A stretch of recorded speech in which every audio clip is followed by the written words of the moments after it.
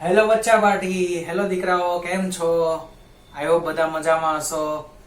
જય મહાકાલ, જય રાધે રાધે, જય અંબે. મારું નામ છે હિરેન સર અને સ્વાગત છે દીકરાઓ તમારું જય અંબે ગ્રુપ ઓફ સ્કૂલની અંદર. ચાલો તો હવે આજે આપણે જોવા જઈ રહ્યા છીએ આપણો આગળનો જે ટોપિક છે કે જે ગતિ ઉર્જાને રિલેટેડ છે અને જે છે આપણો એક દાખલો ગતિ ઉર્જાને રિલેટેડ. ઓકે, અને તે આપણો સૌથી અગત્યનો મોસ્ટ ઇમ્પોર્ટન્ટ તમે દાખલો ગણો તો એ આ દાખલો છે. ચલો હવે એ દાખલામાં તમને કીધેલું શું છે, જે કીધેલું છે ને તે આખી રચના અમે અહીંયા આકૃતિમાં ઉતારી દીધેલી છે. ઓકે, તમે દીકરાઓ કોઈ પણ જગ્યાએ જોશો તો તમને ક્લિયરલી એક આઈડિયા આવશે. તમે હું એવું નથી કહેતો કે આ લેક્ચર બીજા કોઈ યુટ્યુબ પર લેક્ચર જોશો તમને ખબર પડશે. આકૃતિઓ સહિત દોરીને શીખવવા વાળા બહુ ઓછા વ્યક્તિઓ છે દીકરાઓ. ચલો, અને આકૃતિ પરથી જ વધારે વસ્તુઓનો ખ્યાલ આવે દીકરાઓ. હું તમને એમ કહું કે આ મૂવીનો ડાયલોગ આવો છે તો એ તમને સાંભળ્યા વગર મીન્સ કે તમે એને જોયા વગર તમને એ વસ્તુ ખબર ના પડે. પણ જો તમે એ ડાયલોગ જોઈ લીધેલો હોય પછી એ ડાયલોગ કોઈ પણ દિવસ તમે ભૂલવાના છો નહીં.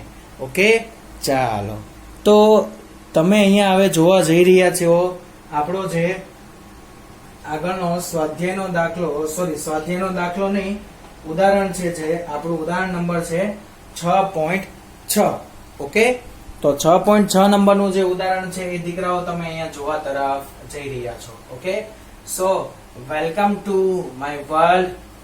ઓકે, મારું ફિઝિક્સની જે દુનિયા છે એમાં દીકરાઓ તમારું સ્વાગત છે. Myself Hiren sir and welcomes you to with me the easiest and finest way of learning of physics. ચલો, easy અને finest way થી આપણે એને શું કરીએ, ભણીએ. કોને? ફિઝિક્સ. ચલો હવે જોઈએ આ દાખલામાં તમને એવું કીધેલું છે કે તમારી પાસે m દળનો એક બ્લોક છે. ઓકે, જે અહીંયા રહ્યો મેં મૂકેલો છે ને દળ તમને આપેલો છે કેટલું, 1 કિલોગ્રામ દળ. હવે એ બ્લોકની શરૂઆતની સ્પીડ છે 2 મીટર પર સેકન્ડ. કેટલી સ્પીડ? 2 મીટર પર સેકન્ડની સ્પીડથી એક ખરબચડા પટ્ટાની અંદર એ પોતે દાખલ થાય છે. અને જે ખરબચડા પટ્ટાની શરૂઆત જે છે એના સ્થાન આપેલા છે 0.1 મીટર થી લઈને 2.1 મીટર સુધીનો પટ્ટો છે. જો તો મેં તમને એક અહીંયા એક રસ્સા જેવું એક જે સમચીસી સપાટી એક દોરીને આપેલી છે જેમાં x બરાબર 0.1 અહીંયાથી આપણું સાબિત થાય છે xi અને xf અહીંયા સુધી આવે છે. ઓકે, આ જે છે એ શું છે, આ જે છે તે આપણી xi ની વેલ્યુ છે અને આ જે છે તે આપણી xf ની જે છે તે વેલ્યુ છે. ઓકે, તો અહીંયાથી ખરબચડો પટ્ટો શરૂઆત થાય છે. હવે તમને એવું કીધું છે કે આ બ્લોક જે છે અહીંયા ખરબચડા પટ્ટાની અંદર આવે છે. ક્યાં આવે છે? બ્લોક જે છે તે ખરબચડો પટ્ટો જે છે તે ખરબચડા પટ્ટાની અંદર જે છે શું થાય છે, દાખલ થાય છે. ઓબ્વિયસલી એક વસ્તુ સર ખબર છે, આગળ 5મા ચેપ્ટરમાં ભણી ચૂકેલા હતા, એટલે ખરબચડી વસ્તુ હોય અથવા તો કોઈ પણ એવી લીસી વસ્તુ તો શક્ય જ નથી કે જેનું ઘર્ષણાંકનું મૂલ્ય 0 હોય. તમને ઘર્ષણાંકનું ઓછામાં ઓછું મૂલ્ય જે છે એ તમને મળે 0.02. ઓકે, એટલે એટલો તો ઘર્ષણાંક રહેવાનો ને રહેવાનો જ. તો આ ઘર્ષણને કારણે જે અહીંયા જે છે એ આપણું કયું બળ ઉદ્ભવશે, જેટલો આ ખરબચડો માર્ગ છે એટલામાં તમારે અવરોધક બળ ઉદ્ભવશે. અને તે અવરોધક બળ હંમેશા ગતિનો વિરોધ કરે. અવરોધક બળ હંમેશા શું કરે? ગતિનો વિરોધ કરે. એટલે એ બળ હંમેશા કેવું હોય? ઋણ જ હોય. તો જોઈ લો, ઋણ છે. આ વસ્તુ તમને રકમમાં આપેલી છે. અને બીજું એવું કીધેલું છે કે અવરોધક બળ જે ઉદ્ભવે છે દીકરાઓ, તે અવરોધક બળ અંતરના વ્યસ્ત પ્રમાણમાં છે. અવરોધક બળ કેવું છે? અંતરના વ્યસ્ત પ્રમાણમાં. ઓકે, એટલે કે જેમ અંતર વધશે તેમ બળ શું થતું જશે? ઘટતું જશે. ઓકે, અને હવે તમને એવું કીધેલું છે કે આ જે બ્લોક છે એ જ્યારે 2.01 મીટર બહાર, ત્યાં સુધીનો જ માર્ગ ખરબચડો છે, પછી ત્યાંથી બહાર આવી જાય, એ બહાર આવ્યા બાદ એની ગતિ ઉર્જા કેટલી હશે અને એની અંતિમ ઝડપ તેની કેટલી હશે, આ બે પરિસ્થિતિઓનો તમારે વિચાર કરવાનો છે. હવે બીજું તમને જે રેઝિસ્ટિવ ફોર્સ એટલે કે જે અવરોધક બળ છે એના માટે તમને કીધેલું છે કે આ જે શરૂઆત થાય છે એના પહેલા અવરોધક બળ લાગશે નહીં. એટલે જો મેં એટલા ભાગ માટે લખી દીધું છે કે Fr બરાબર 0. અને પછી ખરબચડો માર્ગ પૂરો થઈ જાય પછી પણ લીસો માર્ગ જ આવે છે, એટલે એ બાજુના ભાગમાં પણ કોઈ પણ પ્રકારનું અવરોધક બળ લાગશે નહીં, એટલે મેં ત્યાં પણ લખી દીધેલું છે કે FR બરાબર 0. અને આ વસ્તુ તમને દીકરાઓ રકમમાં પણ લખીને આપેલી છે કે FR ની વેલ્યુ જે છે 0 ક્યારે થાય, જ્યારે x ની કિંમત લેસ ધેન 0.1 હોય, એટલે કે ખરબચડો માર્ગ શરૂ થાય છે તે પહેલા જે અવરોધક બળ છે કેવું છે 0, અને ખરબચડો માર્ગ પૂરો થઈ જાય તે પછીનું જે અવરોધક બળ છે એ પણ કેવું છે 0 છે. બોલો, આવી વસ્તુ જે છે એ દીકરાઓ તમને રકમમાં આપેલી છે, અને તમારે આ રકમ જે છે એના પરથી અથવા તો આજે આપણને રકમમાં કિંમતો આપેલી છે એ કિંમતો પરથી આપણે જે છે એ અંતિમ ગતિ ઉર્જા જે છે એ લાવવાની છે અને અંતિમ ઝડપ જે છે એ લાવવાની છે. બે વસ્તુ લાવવાની, અંતિમ ગતિ ઉર્જા અને અંતિમ ઝડપ. તો આપણી પાસે દળ છે અને પ્રારંભિક વેગ છે અથવા તો પ્રારંભિક ઝડપ છે, એના આધારે આપણને પ્રારંભિક ગતિ ઉર્જા મળશે. બીજું સર અહીંયા xi અને xf એટલે કે બે લિમિટ છે આપણી પાસે. શું છે? બે સ્થાનની લિમિટ પણ આપણી પાસે અહીંયા અવેલેબલ છે. તો આપણી પાસે કાર્ય ઉર્જા પ્રમેય છે સર, છે ને? તો દીકરાઓ કાર્ય ઉર્જા પ્રમેયનું જે સૂત્ર છે એને આપણે અહીંયા ડાયરેક્ટ જ લગાડી શકીએ. તો કાર્ય ઉર્જા પ્રમેયના સૂત્ર પરથી જ જો આપણે અહીંયા વાત કરીએ સીધી જ, તો આવું લખી શકાય. ચાલો લખતા જઈએ કે કાર્ય ઉર્જા પ્રમેય પરથી કાર્ય ઉર્જા પ્રમેય આપણી પાસે જે છે તે કાર્ય ઉર્જા પ્રમેય પરથી ડેલ્ટા k બરાબર W, અને જો W જે છે એને આપણે અંતિમ અને પ્રારંભિક સ્થાન જે છે તે સ્થાનની અનુલક્ષીને જો આપણે લખીએ તો આજે કાર્ય ઉર્જા પ્રમેય જે છે એ અંતિમ અને પ્રારંભિક ગતિ ઉર્જાના સ્વરૂપમાં આપણને મળશે. તો શું મળશે? તો કે એક પ્રમેય મળશે આપણને સર kF - ki બરાબર આ થશે integration xi to xf f of x into dx. f of x એટલે અહીંયા તમને એક જ બળ આપેલું છે ને એ તમારું બળ છે તે અવરોધક બળ છે. કયું બળ છે? અવરોધક બળ. ઓકે, તો અહીંયા f of x લખો કે ફક્ત x લખો, કોઈ ફરક પડવાનો છે નહીં. ચાલો, તો અહીંયા આપણને જે બળ આપેલું છે તે અવરોધક બળ એટલે કે હું સીધું FR into dr ના સ્વરૂપમાં જેને લખું છું. ઓકે, FR into dr, અથવા તો તમે એક કામ કરો, એને નોર્મલી જ આપણું જે પહેલા સૂત્ર છે ને એ સૂત્ર સ્વરૂપમાં જ લખો, પછી કિંમતો મૂકીએ. ઓકે, ડાયરેક્ટ આપણે લખવું નથી. તો F into શું થશે? dx. ઓકે, ચલો હવે આપણી પાસે બધી કિંમત છે, હાસલ છે ને? બધી જ કિંમતની વેલ્યુ જે છે એ દીકરાઓ અહીંયા આપણી પાસે છે. અને જો બધી કિંમતો મૂકતા જઈએ, બધી કિંમતો મૂકશું એટલે આપણો કંઈક ને કંઈક જવાબ આવશે, અને જોતા જઈએ કે શું આપણો જવાબ બને છે તે. ચાલો, તો kf as it is રહેવા દઈએ અહીંયા, kf - ki. ચલો અહીંયા લિમિટ xi to xf, કિંમત છે સર f નું મૂલ્ય અહીંયા આપણને આપી દીધેલું છે -k/x into dx.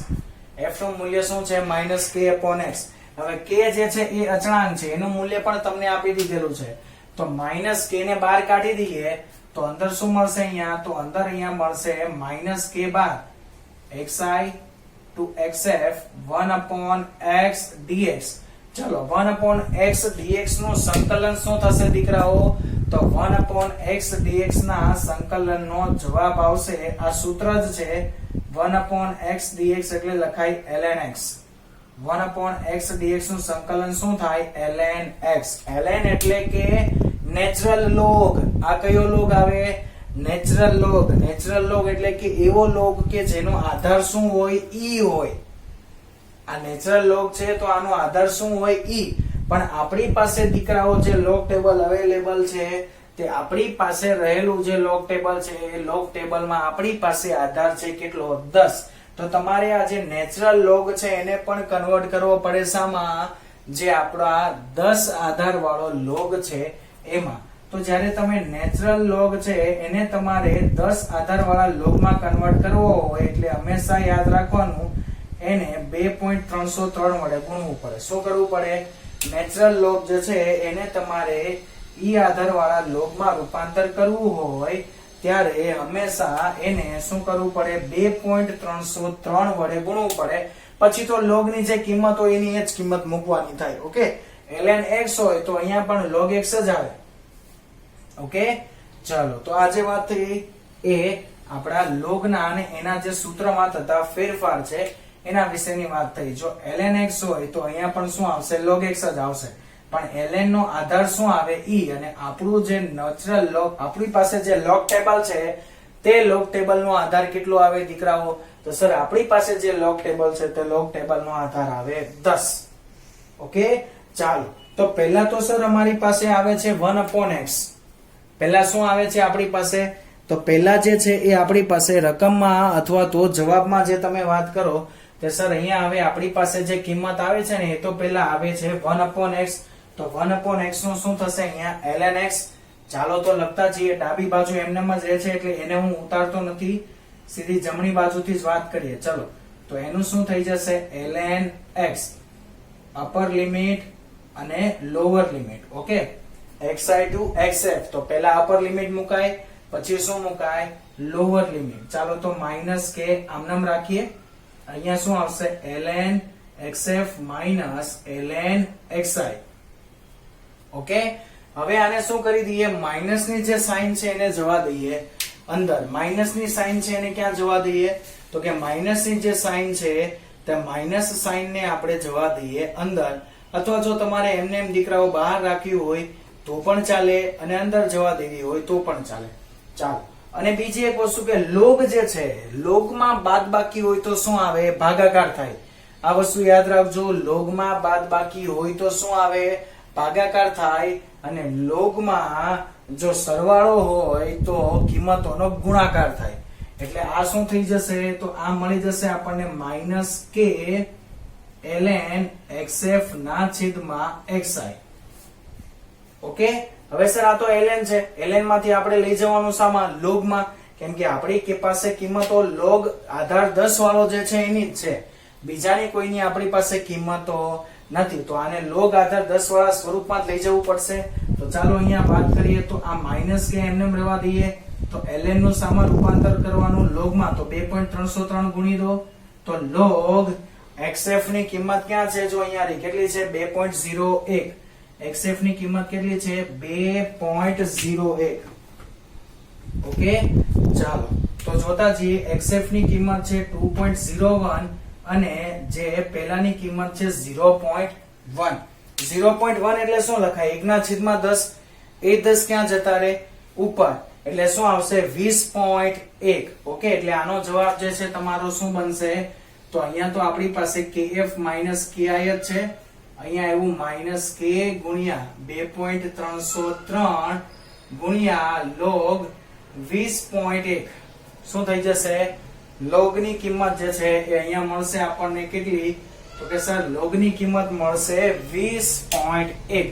હવે તમારે શું કરવાનું કે હવે જે તમારે કાઢવાનું નેચરલ લોગ, હવે જે છે તમારે શું કરવાનું થશે? તો કે હવે તમારે જે છે તે કાઢવાનું થશે નેચરલ લોગ. ઓકે, ચાલો તો નેચરલ લોગ હવે તમારે કાઢવાનું છે. અને પછી નેચરલ લોગ પરથી તમારે જે છે તે કિંમતો શોધતી જવાની છે. અને ફાઇનલ આન્સર કેટલો આવે છે તે ફાઇનલ આન્સર તમારે મને લોકોને કહેવાનો થશે. ઓકે, ચાલો તો હવે એક કામ કરીએ. મારી પાસે નેચરલ લોગ માટે જૂની ટેક્સ્ટ બુક છે. ઓકે, એમાંથી હું નેચરલ લોગ ની કિંમત જે છે એ જો તમને હું બતાવી દઉં છું કે કઈ રીતે નેચરલ લોગમાં જો કિંમત કેટલી આવી? 20.1. ઓકે, આઈ હોપ તમને અહીંયાથી દેખાતું હશે. જો ના દેખાય તો તમારી પાસે પણ લોગ ટેબલ છે. તો લોગ ની કિંમત 20 અને એની પણ કેમાં? તો કે સર 20 નો જોવાનો 1 માં. 20 નો 1 માં એટલે આવે 0.310. 20 નો 1 માં લોગ જોશો એટલે કેટલું આવશે દીકરાઓ? તો 20 માં 20 નો 1 માં લોગ જે છે એ આવશે 0.310. ઓકે, કેટલું આવશે? 0.310. હવે એ જે છે એની કિંમતો આપણે મૂકતા જઈશું એટલે ફાઇનલ આન્સર આપણને કંઈક ને કંઈક જે છે એ મળશે. ઓકે, ચાલો તો આપણે હવે 20.1 સુધી તો આવી ગયા. હવે લોગ ની કિંમત જે છે એ આપણે એપ્લાય કરવાની છે.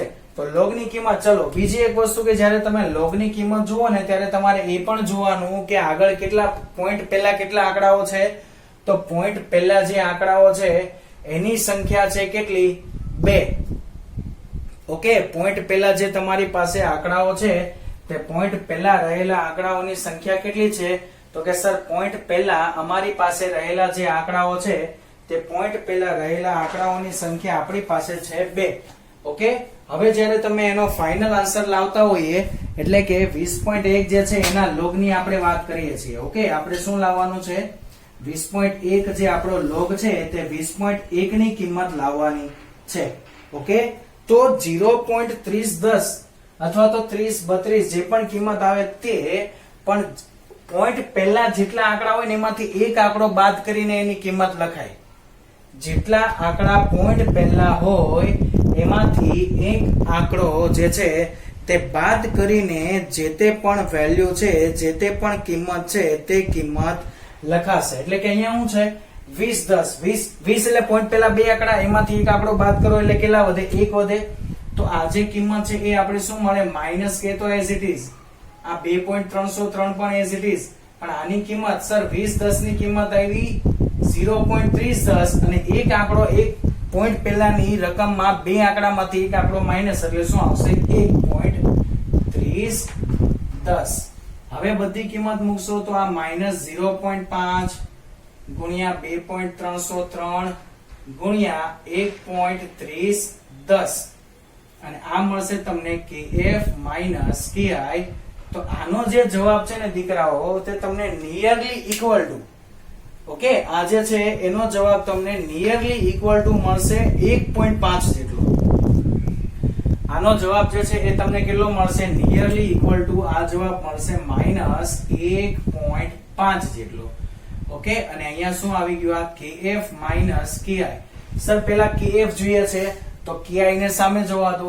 તો kf બરાબર શું થશે? ki minus 1.5. તો ki ની કિંમત તો શું છે? 1/2 m vi square minus 1.5. Okay, તો 1/2 દળ કેટલું છે? 1 કિલોગ્રામ. વેગ કેટલો છે? વેગ છે 2. 2 નો વર્ગ કેટલો થશે? 4 માઇનસ 1.5. તો 2 દુ 4 થશે અહીંયા. તો આ કટ. તો અહીંયા કેટલા આવ્યા? 2 માઇનસ 1.5 એટલે જવાબ આવ્યો 0.5 જૂલ. તો તમને જે ફાઇનલ કાઇનેટિક એનર્જી છે, જે અંતિમ ગતિ ઉર્જા છે એ તમને દીકરાઓ મળી ગઈ. કેટલી? 0.5 જૂલ જેટલી આપણને અંતિમ ગતિ ઉર્જા મળશે. ઓકે, અંતિમ ગતિ ઉર્જા દીકરાઓ આપણને કેટલી મળશે? તો કે અંતિમ ગતિ ઉર્જા જે છે એ આપણી થશે 0.5 જૂલ. પણ આપણી પાસે હવે kf નું સૂત્ર પણ છે જ દીકરાઓ. kf બરાબર 0.5 છે. તો kf બરાબર તો સર 1/2 m vf સ્ક્વેર થાય is equal to 0.5. તો આપણે vf ની જ વેલ્યુ જોઈએ છે તો vf સ્ક્વેર ને કરતા બનાવી દો તો 0.5 ગુણ્યા 2 ના છેદમાં m થશે. તો 0.5 ગુણ્યા 2 એટલે કેટલા થઈ જાય? 1 થઈ જાય. ના છેદમાં દળ એ કેટલું છે? 1 જ છે. તો vf સ્ક્વેર ની કિંમત કેટલી આવી? 1. તો vf પણ કેટલું આવશે? 1 મીટર પર સેકન્ડ. કેમ કે 1 જે છે એનું ગમે એટલી વખત તમે વર્ગમૂળ કાઢો કે ગમે એટલી વખત તમે એનો વર્ગ કરો, જવાબ જે છે તે હંમેશા કેવો આવે? તો એનો જે જવાબ જે છે તે હંમેશા તમને 1 જ મળે. તમે 1 ને ગમે એટલી વાર ગુણો કે ગમે એટલી વાર એને ભાગો તો એનો જવાબ જે છે એ કેટલો મળે? હંમેશા 1 જ મળે. બોલો દીકરાઓ, ખબર પડી ગઈ આ દાખલામાં? આવો તમારો દાખલો છે. ઓકે, જેમાં તમારે લોગારિધમ જે છે એ પણ યુઝ થાય છે. તો લોગની જે કિંમત છે એ તમને શોધતા આવડવું જરૂરી છે. અને લોગની કિંમત શોધવા માટે જો આપણે વાત કરીએ તો તમને શરૂઆતમાં જે છે બેઝિક મેથ્સ ભણાવેલું હશે, ત્યારે બેઝિક મેથ્સના તમારા કોન્સેપ્ટમાં તમને લોગની કિંમત જે છે તે ભણાવેલી હશે. ઓકે, તો અહીંયા સુધી આજે રાખીએ. ઓકે, ચાલો તો મળીએ હવે આવતીકાલનું જે આપણું નવું સેશન છે એમાં દીકરાઓ. ત્યાં સુધી bye bye, take care, stay healthy, stay happy, bye, Radhe Radhe, જય મહાકાલ, બાય બાય દીકરાઓ.